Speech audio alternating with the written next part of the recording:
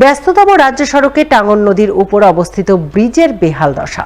ব্রিজের নিচ থেকে খসে পড়ছে কংক্রিটের চাঙড়, বেরিয়ে আসছে লোহার রড, অথচ ব্রিজ রক্ষণাবেক্ষণে নেই কোনো প্রশাসনিক হেলদোল।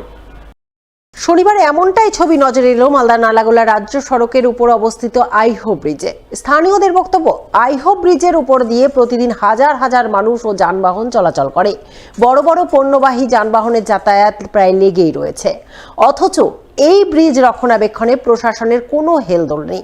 রক্ষণাবেক্ষণের অভাবে ব্রিজের নিচ থেকে খসে পড়ছে কংক্রিটের চাঙড়, বেরিয়ে আসছে লোহার রড।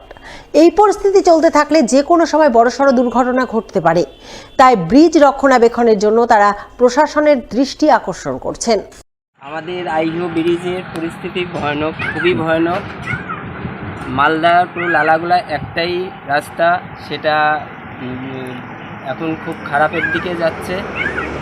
বড় বড় চাপ খুলে পড়ছে এবং রড দেখা যাচ্ছে, প্লাস কাঠের গুটখা ব্রিজের নিচে, এগুলাও দেখা যাচ্ছে। খুবই খারাপ অবস্থা। প্রশাসন যদি এটা খুব তাড়াতাড়ি তৎপরতা না করে আরও ভয়ানক অবস্থা হতে পারে। ব্রিজের নিচে যে প্লাস্টার করা আছে, প্লাস্টার ভেঙে ওটা রড দেখা যাচ্ছে এবং চারিদিকে ফাটল ধরে আছে। খুব তাড়াতাড়ি ইমিডিয়েটলি দেখাও প্রয়োজন। ব্রিজের নিচটা অনেকটাই ভেঙে গেছে, ওই চাপাগুলো খুলে খুলে পড়ছে। তো এর ফলে যে কোনো মুহূর্তে একটা বড় ধরনের দুর্ঘটনা ঘটতে পারে। আমরা চাইছি প্রশাসন থেকে তাড়াতাড়ি কোনো উদ্যোগ নিয়ে যে আধিকারিকের কাছে গেলে ওই জিনিসটা হবে সেটা সংবাদ মাধ্যমের জানানো, যে ওইটা যাতে তাড়াতাড়ি না হলে যে কোনো মুহূর্তে একটা দুর্ঘটনা ঘটতে পারে। তৃণমূল নেতা বাবলা সরকার খুনকাণ্ডে জড়িত দুষ্কৃতী ও চক্রান্তকারীদের কঠোর শাস্তির দাবিতে মালদায় পথে নামল নাগরিক সমাজ। শনিবার মালদা শহরের 22 নম্বর ওয়ার্ডের নাগরিক সমাজের পক্ষ থেকে এক ধিক্কার মিছিল আয়োজন করা হলো শহরের বুকে। মিছিল শুরু হয় 22 নম্বর ওয়ার্ডের সুকান্ত স্মৃতি সংঘের প্রাঙ্গণ থেকে। মিছিলে পা মেলান 22 নম্বর ওয়ার্ডের সাধারণ পুরুষ, মহিলা, যুবক যুবতীরা। তারা সকলেই স্থানীয় কাউন্সিলর বাবলা সরকার খুনকাণ্ডে জড়িত দুষ্কৃতী ও চক্রান্তকারীদের গ্রেপ্তার সহ তাদের কঠোর শাস্তির দাবিতে সুর চড়ান। আজকে আমাদের নেতা 22 নম্বর ওয়ার্ড কাউন্সিলর দুলাল সরকার, তার মৃত্যুর আজকে 1 মাস 13 দিন হয়ে গেল।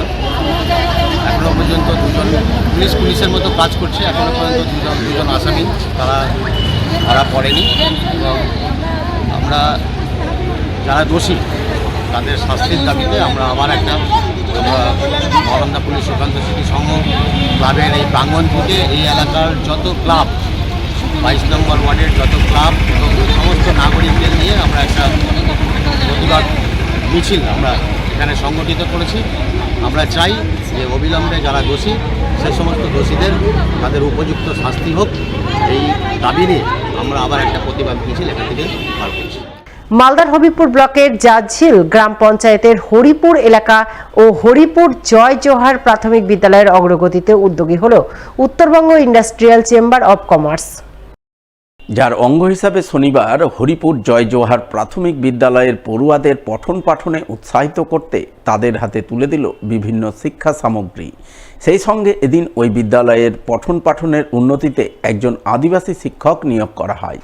এই উপলক্ষে বিদ্যালয় প্রাঙ্গণে এক অনুষ্ঠান আয়োজন করা হয়। এদিনের এই অনুষ্ঠানে উপস্থিত ছিলেন জেলাশাসক নিতিন সিংহানিয়া, অতিরিক্ত জেলাশাসক অনিন্দ সরকার, হবিবপুর ব্লকের BDO Manoj Kanjilal, north Bengal industrial chamber of কমার্সের চেয়ারম্যান সঞ্জয় টেকরিওয়াল, সমাজসেবী কৃষ্ণ মুর্মু সহ অন্যান্যরা।